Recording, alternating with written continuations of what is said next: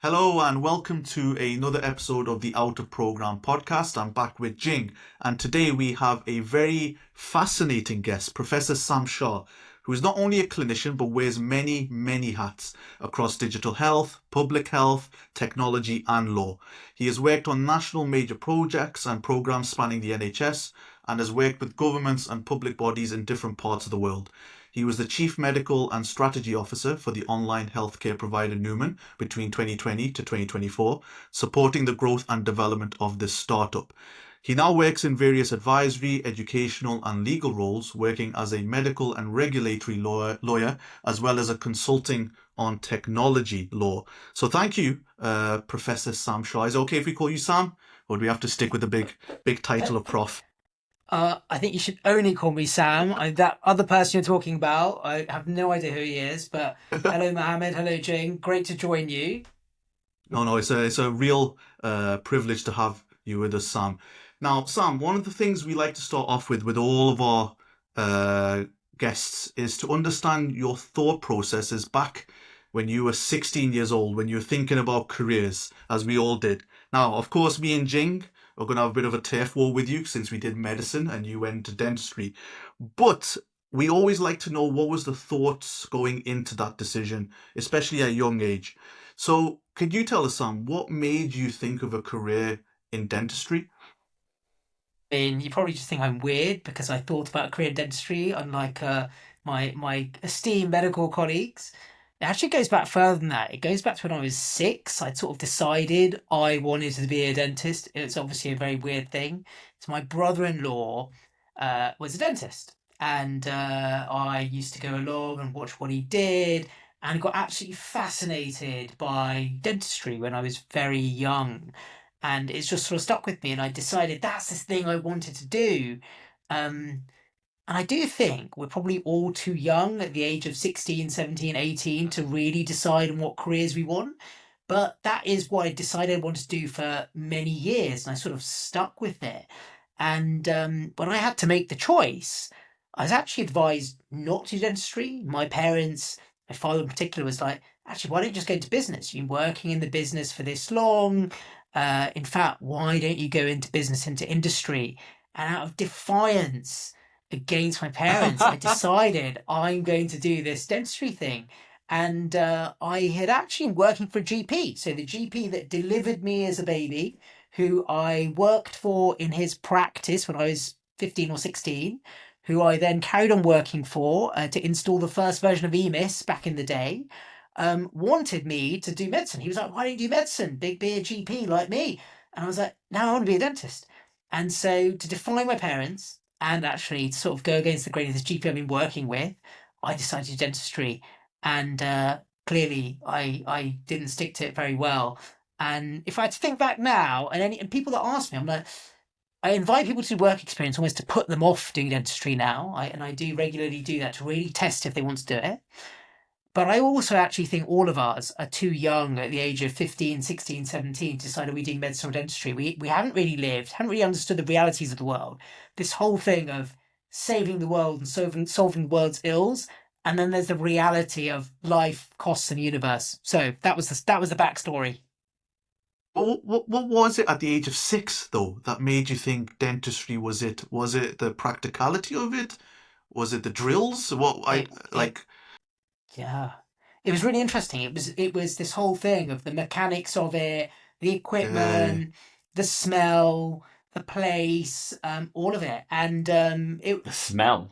yeah, the materials, they have this like very distinct smell, right? And it was really interesting. And I thought, oh, this is really cool. I'm using all this cool equipment.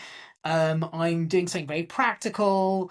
My brother-in-law was very good. He used to let me like get extracted teeth and drill them on the side and fill them and use cool materials and these quirky lights and things. And I thought, oh, everyone's like this, and everyone has a nice car and nice couches in their practice. Little did I realise my brother-in-law practiced at one end of dentistry. The vast majority of the population had a different type of dentistry. And I have to assume this story made it into the personal statement. Yeah, that my personal statement was so vanilla. It was so like classically, my school was very machined about my personal statement of helping people cross the road and charity, all the classic stuff. No, the reality of why I did it never made it to the personal statement. When I was working in admissions in a dental school, when I was in an academic role, looking at medical and dental students that they were applying, I wish people would write the reality of why they did these things, as opposed to the we did work experience and helped old ladies cross the road and all that stuff. And we all want to be orthodontists or want to be orthopedic surgeons as a thing that you read about, which is no, that's not real. Yeah, it's more the shift number 3 sign on the keyboard just on UCAS. I don't know if anyone in admissions would believe your story. 6 years old, sniffing all the equipment. Do you know when I was on an admissions panel, the best interviewee I can remember was the one that said, "I'm doing this because I just want to get a Ferrari," and I was like, you know what? I think we need to let you in because you're just so real. Yeah, like if you look at the General Dental Council integrity, honesty, that's straight up 10 out of 10. So you got into dentistry, Sam, despite what your parents and what that GP said. You're now in dentistry. Did you like meander off the beaten path, or were you kind of like head down, need to get my dental degree, or did you start to like dip your toes here and there, doing things that many would have considered like, what are you doing, Sam? Like, focus on your degree. Day one, I was off the path, right? So I didn't want to go to Barts and the London, which became Queen Mary. I wanted to go to what was Guy's and St Thomas's, or UMDS as it was back then. That's where I wanted to go. And I didn't get in. So I thought, oh, I'm going to do a gap year because I'm going to get in.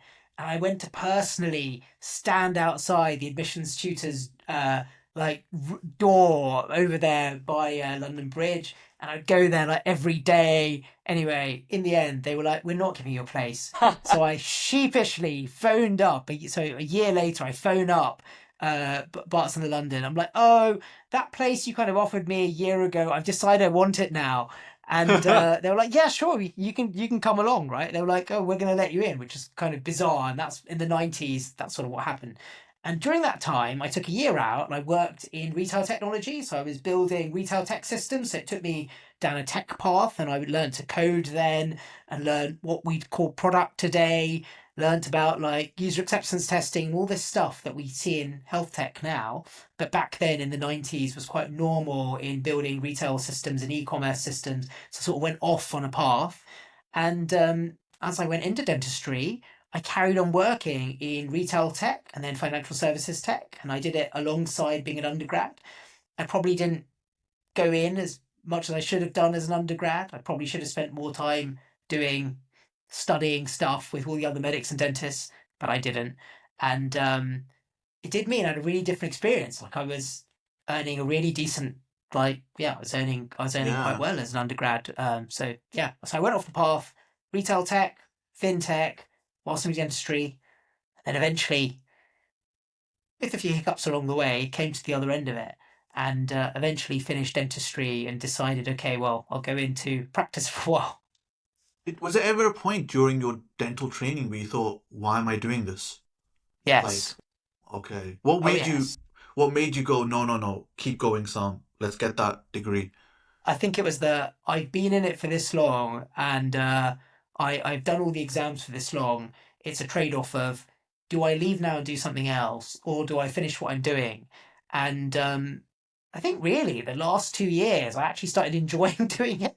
I actually enjoyed being there eventually, but for the first few years it was like this other stuff is and I think what really made the difference was towards the end, I got into certain areas that I enjoyed. Like I really enjoyed public health, and my professor of dental public health I got on really well with, and he sort of understood me, and he took it upon himself to really sort of help me. And he was an endodontist by background, but went into dental public health, and he sort of personally took it upon himself to guide me in those last few years, and that made a difference. And I think also at that point I managed to enjoy a blend of clinical things plus strategy in public health, and I think that made a difference. So it's more that during your senior years, the things you naturally enjoyed seemed to line up with the clinical aspects. So everything like the ducks lined up, and you're like, okay, now I see an output of the clinical that I enjoy because it's linked with public health strategy. And I think at that point I also realised that the world wasn't round. No, I realised that there was a path out of just doing the clinical stuff. There were other options open to me. I went to various careers events. I met people who had taken alternative pathways, and I started realising at this point I can be a clinician, but there's also a whole bunch of other things I can do that means that I can try other things in healthcare in across medicine and dentistry. And I met the then chief dental officer, who had both a public health background but also a dental background. I met other medics who had done similar things. I met people in law who had sort of had a clinical pathway but also a legal pathway. And I started realizing that yes, of course I can do this clinical thing, but there's a whole bunch of other things open to me that I would never have known about. Was it very common when you were training to pursue these kind of alternative paths? Because I think, it's very in vogue now for the medics to do it. But I'm wondering, back in the day when you were studying and also in a dentistry course as well, were you finding yourself to be quite different from the rest of the crowd? I mean, just for medics and dentists in general at that time, it was very frowned upon, right? Like, even if you thought about or uttered doing something that wasn't being what people call wet fingered, that was frowned upon. People didn't like it. Why are you here? And the movement very much was that you must run through your 5 years, whatever, how long your program is, come out the other end, and either you're going to go down a generalist pathway or a specialist pathway, because that was basically what you did. And for dentistry, 93% go down a generalist pathway versus medicine, which is obviously a little bit different, and about 7% went down the specialist pathway. And similarly with medics, of course, they either did general training or general practice, GP training or specialist training. But to do anything outside of a run through program of some kind was very much frowned upon and discouraged. And somehow you were seen as abandoning ship. But I Yeah. was quite lucky that a few people I came across had done it. A few medics had done it, a few dentists had done it. I almost sought them out and understood why they'd done it, what they were doing. And I think that also gave me a bit of agency that, oh, actually, it's all right. Some people have done it and made it. You don't have to do this. You can do what you want to do, but very frowned upon. One of the interesting things is that a lot of these younger medics, healthcare professionals in general, dentists, they often meet these individuals who are kind of set in their ivory towers, who see what they're doing still, and kind of like the eye of Sauron turns on them, like, okay, is this going to be a problem maker? Or are they kind of thinking too much outside the box? Did you ever have any type of encounters like that, Sam, where someone just really took the wind out of your sails and kind of made you go, okay, maybe I am doing something wrong? And if you did, what did you learn, or what did you kind of change your perspective to kind of keep cracking on with it? You know what? For everyone out there, we're all going to come across this in throughout our lives. There will always be junctions in our lives, and I've certainly had it. I've had it through my undergrad training. I've had it since in my postgrad training. I have it even as at today, right? There are always going to be people that disagree with the path I've taken or the view that I've taken or the approach that I've taken. That's going to happen. In my earlier days, I would certainly probably have fought against it a bit more and been much more vocal about it.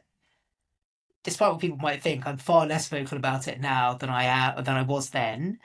And I think what I've learned is how to manage those interactions, knowing when it's worth having a discussion, when it's worth just ignoring those things. But the one thing I would stick by, and I would say to anyone, is do the thing you want to do. It doesn't matter what the people around you tell you to do or not tell you to do. It doesn't matter what anyone else is doing. It doesn't even matter what anyone else thinks. Do, if your instinct is telling you to do something and try it, stick with your instinct. Give it a go, because you can always go back to doing the other thing. You can always change path. There's nothing to stop you. The only person stopping you is yourself. And people might say, oh, the opportunity will change. Another opportunity will come. A new door will open. But you're very right. Like the entirety of my career, I can name people. I know I've got a list of people I can name, Go which on I then. won't Go name on, Sam. today. Let's go. Come on, reel You them know, off. The black book. I think the list, right? And there are people who tried to block my career choices, who tried to stop me from doing things, and this will happen. It happens to all of us, right? This is the slightly difficult side of medicine dentistry. Medicine dentistry, it's very tribal. You've got institutional ways of operating. People who've like done a certain thing where they've done their training, they've become a consultant, they've become a clinical lead, they've become a clinical director, they've gone on to an LMC or LDC committee, they've then gone into a deanery, they've gone into a Royal College, they've gone into a faculty, they've kind of climbed this path. If you don't climb that path, you're weird. And this is the expectation. But actually, that's their choice. That's good. That's great for them. That works for them. Fantastic. Very nice. I'm really happy for them. But it doesn't have to work for all of us. And it's all right if it doesn't work for all of us. And we can create our own pathway. And each and every single one of us can create the path we want. So, yes, throughout my entire career, I have met No, that people who have said, "What are you doing?" Were you ever at risk of disciplinary or Yeah. bombing out of undergraduate or training as a result of Oh, this? yes, it's completely right. Like I was up in front of panels as an undergrad, I think twice, and I was so lucky. I was so lucky. My personal tutor was amazing. And this guy was absolutely amazing, right? This guy, his name's Prof. Sam, and he was amazing. And he basically he backed me, and he was like, "Look, um, yes, not everything's worked," but he went out of his way to help me to figure out a way through it. And there was this registrar, the registrar of Barts in the London, this lady, she's an amazing lady, Judith Walker, MBE. And she took it upon herself to find a way to help me solve all these issues and get through these Wow. panels. And so there were some amazing people along the way. I Mm. remember my dean, Professor Paul Wright, an amazing individual, very understanding, very pro student. He was like, okay, not everything's worked. How are we going to solve this? And I really wish that undergrads now had that support because right Mm. now the movement has changed. In medical and dental schools, there are undergraduate disciplinary panels, which are too sort of they lean far too along towards the GMC's tune. And Mm. actually, I want there to be more student understanding that not everything goes right, and we've got to find a way to help students. So when students come to me now in my medico-legal world, and they're like, Mm. "Can you help me with an undergrad disciplinary thing?" I am totally like, "How do I help support this individual to solve the issues they're facing?" Because I was there once upon a time. So yes, the thing that people don't want to talk about, you do your off course, and I would say those things that push me off course probably make me better now in what I do than I would have been had I not had those things. No, it's that whole thing of the hedonic treadmill. Medicine and dentistry, everything is so planned for you that when you start to even look at the periphery instead of what's in front of you, which is foundation, or in your case, like house job for dentistry, specialist training if you want to, or general dental practice. It's kind of like Lion King when Mufasa's there with Simba, and they're like, "What about that dark place over there, Dad?" He's like, "Oh, you never look over there. Don't even think about that." But it's kind of mentors are such an important. Like we've discussed in every episode so far, the role of mentors, and when you have someone who just backs you but tries to understand you, it can be so empowering rather than everyone saying, "All right, Sam's a troublemaker. Get him out. Let's kick him out. Let's find a way. Let's throw the General Dental Council book at him. Something will stick." That kind of attitude. But it is we do need to go through that list, Sam. Eventually, we will go through it together. And Uh, that's the thing you mentioned about mentors, right? Like throughout my career, there have been anchor points where there have been people who have continuously helped me. And whether it's been in dentistry, whether it's been in public health, whether it's been in law, in consulting, in any of these things, there have always been people who have been there to sort of back me and help me, and that makes a massive difference. so you've done the dental degree. You've gone there. You've clutched that degree from the grasp of your dean, and you've now entered into dental practice. What then made you transition into NHS leadership and management roles? What was that scratch that you started to form? Look, like any generalist environment, primary care is lovely. But if you're kind of willing to work in the same room with the same team day in, day out. And it was lovely. And I was in the most amazing practice, and my trainer was absolutely fantastic. But I decided, right, I'm going to hospital, and I was going back to hospital because I wanted to do specialist training. I sort of decided I wanted to become a consultant, and how was I going to do that? Go back to hospital. So I went back to hospital in a mixed post. I had a split post, which was between academia, public health, and clinical dentistry that was split across oral medicine, max fax, and restorative. And whilst I went through that, I really enjoyed it. And I was lucky that I was in a public health department where my role was quite broad. So I was one of the few clinicians in the public health department. And I realised there's this whole other space out there, which is how you commission services, pathway redesign, all of that stuff. And I got mixed in, involved in it. And the same public health professor who was there with me as an undergrad, he was leading the department I was part of as an academic unit, and him and another few set of colleagues gave me lots of opportunities. And so I realized during that year, I didn't want to go off and do max fax. I didn't want to retrain in medicine. Actually, a really good route for me was public health training and dental public health training. And I sort of made the switch at that point and applied for specialist training. I was very lucky. I managed to get in straight after what is the equivalent of SHO, my SHO year, and took that route. Now, I decided, like many things, I wasn't going to take a linear pathway. I decided the first thing I was going to do, with the advice of this colleague of mine, negotiate that I was going to do health economics training and dual training between public health and dental public health at the same time. Wow. So that was hurdle number one, go and renegotiate my training program. And then I renegotiated. I was going to be split across London and the Southeast. And as part of my training, I was going to carry on as a clinician, because most people in public health were told, you cannot do clinical work. You need to just go and do public health stuff. And I said, no, I wasn't going to do that. So super lucky again, had two very supportive consultant trainers, one of whom was still clinically practicing, even though he's in public health. And they were like, yeah, we can accommodate this. And my dean at the time was a gentleman called Professor Stephen Lambert Humble, who'd come from the military himself, but was both had a public health background. And he was very supportive of me doing public health training alongside dental public health. And he negotiated that I would go to the London School of Hygiene and Tropical Medicine, where most dental trainees were not allowed to go. And so it took me down a very different path. And that's where I got very exposed to the entire world of health economics, strategy, healthcare leadership. And so it went, and that was probably where I really got exposed to a world outside of routine dentistry and routine clinical practice. What was your the way you approach these negotiations? Because I think for many people listening in, they'd be like, how did you have the confidence to even ask? Most healthcare professionals are told, do this. They'll say jump, and they'll say how high. In your case, you're like, actually, wait a minute, there's an opportunity here for me to kind of get the best of both worlds. So how did you approach these type of negotiations with quite prominent senior figures? I approached it really badly. That's probably the first thing that everyone should be aware of.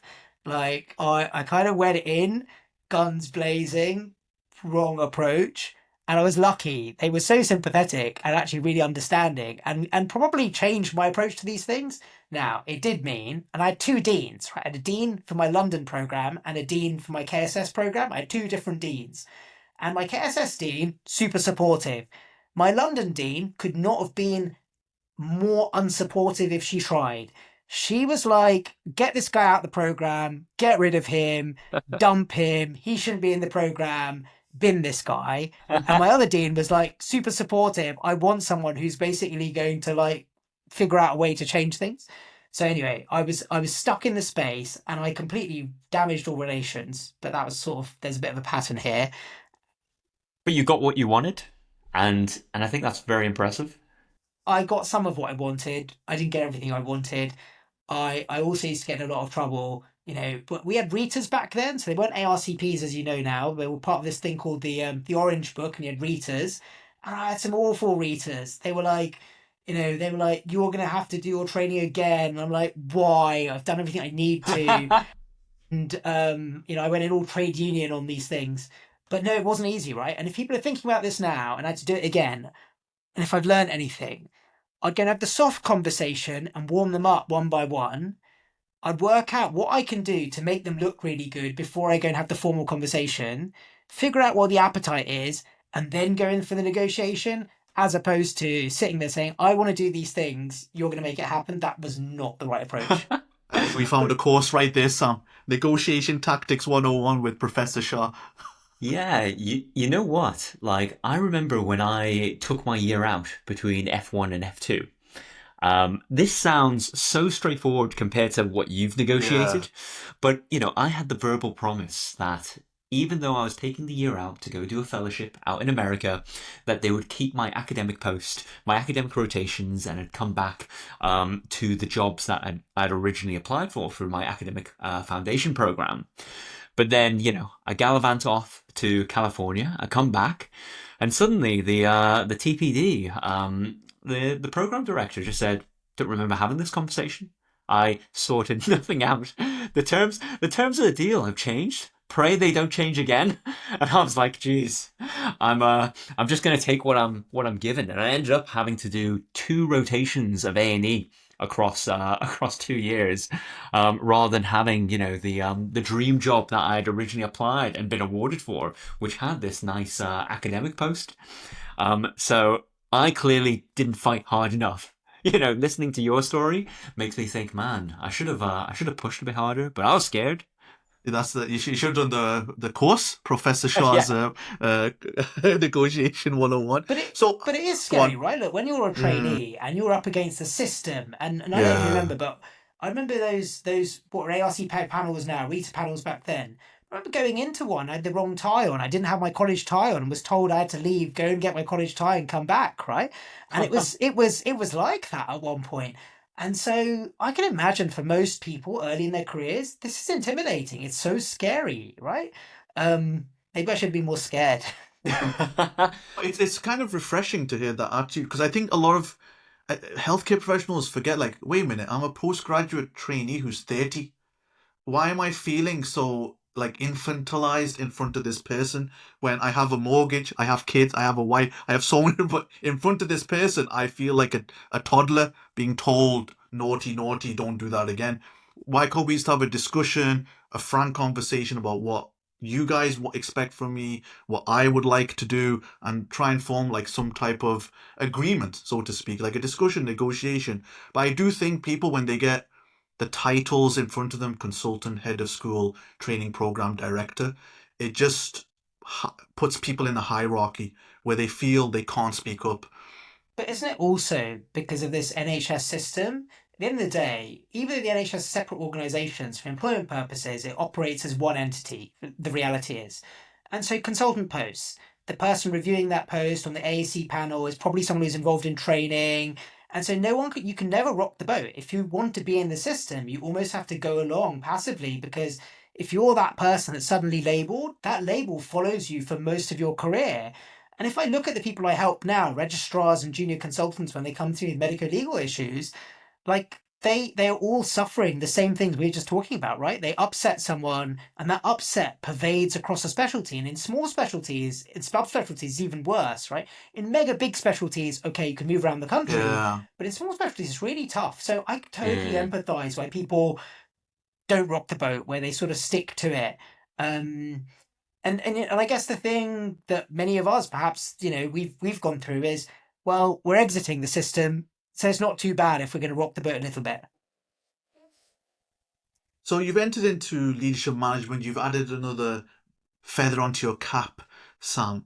What made you then think of like NHS Digital or NHSX? What was the entry point into that?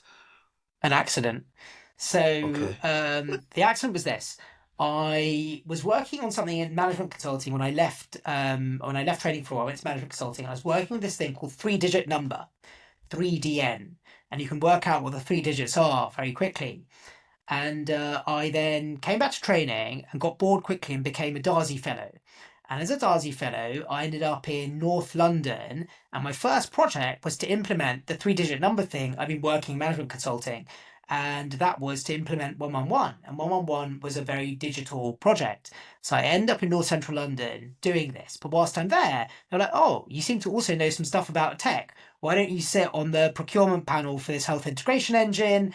And they were really good like that, and it was great fun. And then from that, it just sort of morphed. I was very lucky to be given an opportunity at London regional level. Then I was given a national opportunity, and it sort of went from there. And eventually, I was very kindly offered the role of national director for digital development, and that sort of tech journey started. But it started by accident, by becoming a Darcy Fellow, implementing the thing I'd been working on in management consulting. How did you find your time at NHS Digital, which then became NHSX? Because that was, relatively short-lived before it then, changed once again. Yeah, so I was in NHS England when it was the National Information Board that was running the show under Keith McNeill. And Professor Keith McNeill, an amazing CCIO and leader. What an incredible individual with a fantastic team that he had built with him and Matthew Swindells, who was then the Deputy Chief Exec of the NHS, and they built an amazing environment to operate. They gave people freedom to operate while delivering national programmes, and they did it with a really nice balance between sort of some degree of control, but giving people the freedom to deliver the work they need to deliver. And I worked with some great people, with Deborah El Sayed, who was my boss originally, who then left and I took on that role. I worked with Juliet Bauer, who was the Chief Digital Officer at the time, and a bunch of people, Will Smart as the CIO. And collectively, people had their own area of work, but they worked together across NHS England as it was then, working with partners in NHS Digital. NHS Digital was our delivery partner, NHS England was the sort of transformation partner, and that's how it kind of worked together. But then NHS Digital and NHS England sort of changed. The Secretary of State changed, and a chap called Matt Hancock came in. And Matt Hancock had different ideas. And what he did is he brought in what I call the Friends and Family Scheme. So he brought in his friends, this other chap, Matthew Gould, one of his pals, to come in and basically head up this new quango called NHSX. And NHSX, jazz hands organisation, no strategy, no direction, no leadership, no proper resourcing, no spend control, no real agreement from Cabinet Office or Treasury for it to even exist, but was a quango set up by jazz hands of Matt Hancock and his pal, Matt Gould. And obviously Matt Gould ended up going to run the circus or the zoo or whatever it was after that, right? But basically this mess called NHSX was created, cobbling together bits of everything, land grabbing whatever it could.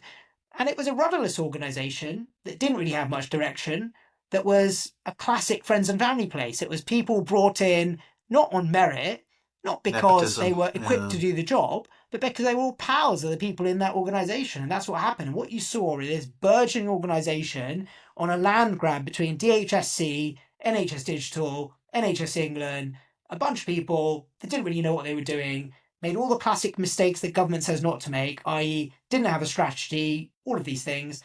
And that was NHSX. And I was there. I clearly did not get on with the leadership whilst I was there. We got to a point where we could not work together. And thankfully, the best thing that happened to me was exiting that place. And it was the most refreshing thing. And often, a lot of people in senior roles in the NHS stay there kind of forever and get moved around the system. And I didn't. I didn't have that luxury. And normally as clinicians, as senior clinicians, you don't have the opportunity to be shunted around, which is what normally happens. And so I learned a lot from that. I learned about what not to do in an organisation. And I learned so much about how not to run an organisation from being in NHSX. Wow. I mean, tell us how you really feel, Sam. Are they on the list, Sam? They probably should be. A couple of them are. A couple of them are definitely on the list, right? And so you exit NHSX. Did that impact your career in any way? Because you'd gotten pretty close to the political leadership. So what was the kind of impact of all that? I went to the Department for International Trade for a while as the Global Clinical and Digital Advisor. I was first a sort of contractor for them doing that, and then I went on officially doing that. And it was difficult. Ultimately being in another senior role in another government department obviously came up against my previous team quite a bit, and it definitely wasn't plain sailing. And so it was difficult, and it became more difficult. What you find is the NHS clubs together. So at a senior level, the NHS does club together. And if you don't toe the party line and you're not going to be, nice and polite to all these people that effectively control the system, you do suffer the effect of that.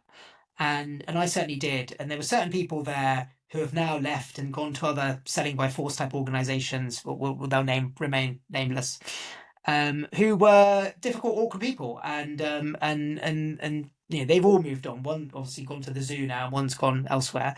But the NHS does club together, and what you realise is it operates as one entity when it comes to that senior level. And it is a club. It's a club of people from the graduate management programme. It's a club of senior people that stick together to sort of maintain the status quo. But disruption is not something the centre of the NHS likes.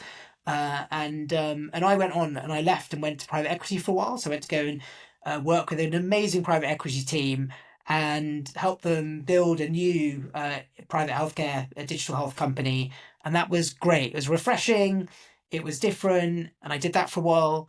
I then decided to go back to clinical practice sort of full time for a while, which was also fun. And I did that for a little while until I ended up at Newman. And I ended up at Newman, had a great conversation with the founder there and joined the founding team of Newman as the Chief Medical Strategy Officer. But yeah, there was that transitional period where you had to then go to organisations that were willing to accept you for being the agitator inside the public sector. Mm-hmm. But you stuck by your principles, it sounds like. And that gave you like, a period of wilderness that you explored before you then landed in Newman, which was, you were there for quite a while. So just to explore that experience with Newman a bit more, because would it be safe to say that this was your kind of first foray into a proper startup experience? Absolutely. Like I'd worked with lots of organizations in the past, but this is the first time being in a founding team of a startup, a scrappy startup, trying to disrupt the system, quite out there, doing all the things that people didn't want to hear about and want to really know about. An area that was sort of a bit taboo as well. And it was great fun. Every minute of it was fun. An amazing team, a good bunch of people, and it was great to be there when there weren't that many people. So as a clinician in this space, you sort of get involved with everything: marketing, advertising, regulatory, the clinical staff, the operating procedures, the fundraising, the fights with regulators, the inspections, the change in business model, the bad days, the good days, the moving offices, all of it. Did you have any challenges adapting to that environment, having come from, clinical roles or management roles in the NHS? Had I not previously worked outside the NHS? Potentially. But I think the most important thing is you're with a bunch of people where you have some alignment, and the goal is grow the organization, make it work, make it generate revenue, do some good stuff, disrupt the model of healthcare. And I think those things bring you together. And also the nice thing about being in that startup environment is you're coming together with other people that have other skills. So whilst I might have been really strong on maybe clinical, regulatory, operational stuff, there are other great people there who were perhaps really strong on the finances. I was lucky that when I was in NHS England in my sort of conjoined role, I worked with an amazing product team. So most of my product team that I had in my digital role came from government digital services and outside. So I'd already sort of learnt the cadence of working in an agile development cycle, and I sort of was able to bring that with me. But it was great to work with other people who had come from other startups, from Deliveroo, from Uber, from other companies like that. And that certainly made it easier for me.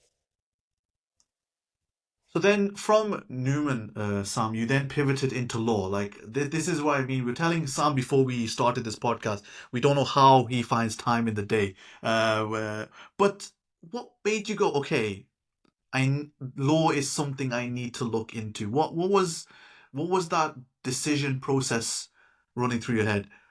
It started a long time ago. I first did my law conversion back in 2008, 9, 10 when I was in management consulting, and I sort of did it then alongside that, and I really enjoyed it, and it was great fun. And then for sort of a period of time after that, I didn't really do much more with it. I just left it there, doing bits on the side, bits of BMA related work, bits of BDA related work, mainly employment cases, some tribunal work, that sort of thing. My conversion course was then expiring. So my law degree that I converted to, in terms of the ability for me to then register and use that to become a registered lawyer, was expiring. So I had to make a decision, and I made a decision whilst I was in Newman that I was going to complete my next level of training, which was my master's in law and my LPC, and I decided to do that. And the good thing was, a lot of what I was doing in Newman and elsewhere was regulatory law. It was relating to medical regulation, advertising regulation, data regulation, lots of other things. And so it was related in many ways. So I converted, finished my legal practice course. And then I decided, once Newman got to profitability, right, I'm heading off to do the next thing. And I was super lucky at that point that I was doing the legal thing, but I equally had an offer from a law firm to join them on a part-time basis. That was great fun. But I also had another role that was coming up, which was this data regulatory role in Saudi Arabia in NEOM. So it sort of fit, the stars aligned. It was the right time to move on from Newman, and it was the right time to take on the next thing. And those things just fitted together really nicely. And I was super lucky. The team at Newman was super supportive of this move I wanted to make. And these other roles opened up. So that's sort of the next journey. Oh, it's fascinating, and this is what we were saying before. What Jing was to you, when people look back, it seems that everything seems to align on a certain trajectory, but at the moment, everything seems quite chaotic. That initially, when you were in a dental capacity, your roles were kind of clinical. Then when you went into the management, the roles became very managerial, management, etc. And then when you became a registered as a like legally like a law role, it's now transitioned into that type of domain. Would you say your roles are now very much focused on your capacity within the law type environment, or would you still say you got clinical hat, management hat? My week is super fun, right? So I have some non-exec roles at the moment where I'm in a very much board leadership type role, right? And that's great fun. Of two very different entities. One is a government sort of spin out Quango, and the other one's a big private healthcare provider. So that's kind of fun. I still have my group of practices where I'm still on the board of those, and we have a group of 7 practices at the moment, and Wow. that's kind of fun. And I still do a bit of clinical work there too, which is nice. Then I my work in NEOM, where it's very much healthcare regulatory. I do my work for a this legal entity, which is medical regulatory, and that's where the fight comes out on a daily basis. I can go along and have big debates with NHS organisations and hold people to account. And then I get to work with a whole bunch of startups that I advise still. So it's a really nice mix of things. And I'm super lucky that I get to put on different threads and strands, pick the things I want and pick the other things that I don't want. So, yeah. How do you juggle it all? Because we've joked that you are capable of bending space-time. I honestly don't know how you fit it all in. You know, there'll be many people who would just be grateful and delighted to even have one of the dozen roles that you have. So how do you do it? I do it really badly. So that's the first thing that everyone should know. I do it really badly. I am the worst person at time management, and I really am. And I probably say yes to more things than I should do. And I'm constantly learning how to say no. And I really struggle to say no. And I still struggle now to say no. When someone asks me to do something, I generally be like, oh, yeah, I can't do it. And I won't think about the consequences until something else gets shoved out. I'm super, super, super lucky at home that my wife does all the stuff relating to everything that's difficult. She sorts out. So I'm super, super lucky, right? Because otherwise I couldn't do half this stuff. And I miss many school pickups and drop-offs on a frequent basis. So that is the other thing that kind of gives, and I have to accept that. And I also work with companies that are very understanding. They accept me for who I am. I don't have to try and be someone else. They recognize that I work in this different. And one Mm. thing I would say to people is you're going through this, you'll test and learn. Find the things that work for you, and you'll find the things that don't. And you are going to have to work with entities that accept you for having the portfolio you have, if that's what you want to do. And it's not for everyone. For some people it works well, for some people it doesn't. But you have to find this balance. But yeah, there have been times when I've definitely had too much on. I've had to say, stop, pause, drop some stuff. I've had to find people I can work with that can take on some of that work. That also helps. And don't be scared to ask people for help. In my earlier days, especially when I was a junior trainee, I was really scared of asking anyone for help, right? It's almost a sign of failure. And Yeah. actually now I realize the best thing I can do is constantly go to my platform, WhatsApp, whatever it is, and constantly be asking everyone else for help, right? Because that works. And I guess in all the roles that you kind of balance, I think what's clear in hearing your story is that you've developed a lot of expertise across a broad range of topics. You know, the combination of the clinical practice with the navigation of the NHS, you know, with the regulatory and the law component make you quite a unique beast. And I'm guessing that many of the organizations that you work with, they're really, you know, engaging with you because of that expertise rather than, you know, driving particular, you know, timesheets from you. And that's how you get that blend. Yeah, and I think you're very generous with it being expertise. I always refer to it as being lived experience. I've got a whole bunch of lived experiences. I may or may not be an expert at anything. I'm only a specialist at one thing because I want to register, but that aside, I'm not a specialist at anything else. But you know, it is experiences, right? And we have these lived experiences, and I guess we draw on all of these things from across our life course, and they will stay with us. And so for me, it's the combination of those experiences that I offer to the organizations I work with. And for some of them, it's great. And for others, it's not so good. But you soon get a feel for what are the things that people need that you can offer. And you mentioned that you still clinically practice. Why are you still clinically practicing? A whole bunch of things. One, I do enjoy it. I'm lucky enough that they're my practices. I'm lucky enough that urgent care allows me to do that, that I can go in for episodic care that's very short, and other people do the good longitudinal care that I can't do, and they're much better at it than I am. And I also know my limits. I know there are about 3 things I can do, and I'm good at those things.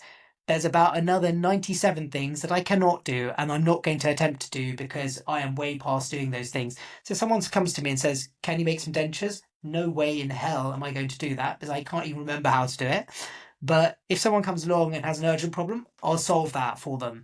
And so yeah, and I like doing it. I'm really lucky I can. Will I do it forever? Probably not. But whilst I can, whilst I'm able, while I can make a difference, and also it's the bit of dentistry and certainly a bit of healthcare that no one likes to do, right? Urgent care, these are patients which have high needs. They're not private patients, they're all NHS patients. It's a sort of thing I like doing in public health as well. So it sort of fits together. But I'm lucky enough that it's an area of practice I can still do. Mm. And I think you've already kind of answered to some extent the question I was going to follow up with, which is just your feelings towards how clinically safe you feel in, you know, being so fractional with your clinical practice.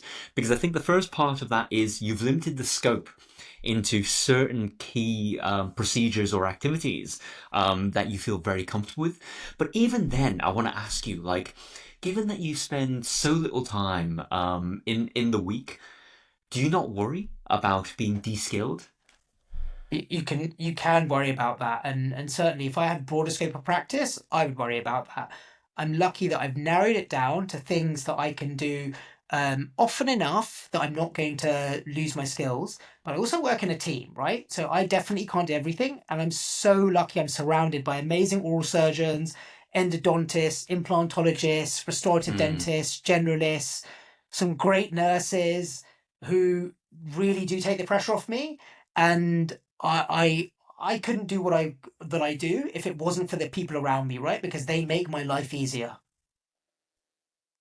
I And it think that's helps being the very. boss. Oh yeah, I was going to say it must help, but I think yeah. Should have led with that. Should have let that was the answer you needed to say. Oh, well, I'm the boss, Jing. Like, don't tell me what to do. No, but I think that's very. I think that shows a level of introspection that you've realized. Listen, I can't do these additional procedures. I am good at X, Y, and Z, so let's stick to X, Y, and Z. I think it's that whole saying you can't have your cake and eat it. And I think just accepting that is it's a very high level thinking that okay, I can't do all of this, but what can I do? And look, you're both clinicians, and we all get asked questions, right? By friends, by family. If someone asks me a question about weight loss and GLP-1s, I'll recite back to forth what the protocol should be and how to treat them. If someone asks me about like dentures, I'll be like, I don't have a clue. Ask that guy over there, and I'll phone my team. I'll be like, someone needs some help. I don't know what I'm talking about. Can you sort it out? I suppose we've kind of come towards your more recent experiences in the practice of medical law and in your role in Neon. you're still maintaining, a very wide kind of portfolio. Where do you see things going in the next 5 to 10 years? Like, is there an area that you really want to double down on, or is this pretty good, and you want to continue, how it is today? Oh, that is probably the most difficult question you've asked me so far. So, do I know? I haven't got a clue where I'm going to be in 5 years' time. One thing I do know is I'll probably carry on as I am, which is do the things I enjoy doing, pivot and change as I feel like pivoting and changing, and nothing is ever a barrier. Like, I generally take a view that if I want to do something, I'm going to find a way to go and do it. My biggest barrier is me. And so the minute I get bored of something, I know I need to change and do something else. But I cannot stay in a role where I even feel remotely bored. Either make that role interesting or go and find the next one. But don't stay in something out of obligation. So I'm gonna ask Sam, let's say for example you get a med student or a dental student or any like young individual who is at a crossroads, like should I leave, should I stay? With no filter, and you can be as honest and blunt as you want. What would you tell that individual? Like what advice would you share with them? My first thing always, and this is, you, both of you probably get this every day. I certainly get it in my inbox every single day. I have medics and dentists coming to me every day asking me, I want to leave. What should I do? Can you give me a job? All of those things. And the first thing I say to all of them is, don't think that you're going to do what I've done. You've got to make your own path, and I made my own path. And the second thing I say to them is, don't take my advice or anyone else's. The only person that knows what to do is you as the individual. But what I can do, and what I often do, is share my own story with them. I'll share my story and be very clear. It doesn't mean that's what you're going to do, but I'm describing what I went through so you can think about how you might reflect on that and think about what you might want to do, but knowing that my life is far from perfect. And I always remind people that the only person that can carve that path, that knows their destiny, is any of us as individuals. That person will find it. And what's right for me will be right for me, and what's right for them will be right for them. And for some people, that linear path is perfect. Do their training, become an F1, become an F2, go into specialty, go into run through, come out the other side, become a consultant. Amazing. They have a great life. For other people, doing what the three of us have done is perhaps, more commonplace, right? Like dipping and diving and moving out of stuff. But what I try and encourage them to do is get as many experiences as they can. Hustle to get the experience. Go and do a week here, a week there. Shadow someone, follow someone, listen to them, go and put themselves in those shoes, because only that will help shape the next thing they do. But don't try and copy anyone else. Form your own path. Make your own mistakes. And make mistakes. Make mistakes. We all make mistakes. And you can always go back and do the other thing again. No, that's like, I think we need to clickbait that one. I think that should be the title, Make Mistakes by Sam Shah. And we have to ask this because this is unique to Outer Program. We've got, I think, 5 book recommendations now. You're going to be our 6th. If there is one book, Sam, that you have to recommend, what's it going to be? Oh, I mean, there's loads of books I can recommend. I'm looking at all my favorite books in front of me right now. Do you even have time to read? So I don't really have that much time to read actually, because but when I do, there are certain things. But I think Bob Wachter's book is one that I go back to again and again, because I think it's quite inspirational to clinicians. The whole journey of of basically really what he talks about he writes about in his book is the next generation of AI, and it helps us de-risk ourselves and take away the fear. So I recommend that book, because effectively that whole digital doctor book is an interesting one. I think Eric Topol's book is also an interesting one, and they're two that I go to, and I guess they're kind of clinical books. There are loads of other books that are obviously not clinical that I also find interesting. Like I find The Secret Barrister, that book is one of my favorites. I could read that again and again and again and listen to that as well. So those are probably my 2 areas that I would lean towards. Is the reveal here that you're the secret barrister? Is this what we're going towards? That this is how we end the podcast. I think we should have a new one, which is like the secret. What should we call it? Like we'll call it like the secret NHS agitator. That's what we'll have. The secret NHS agitator. The secret whistleblower.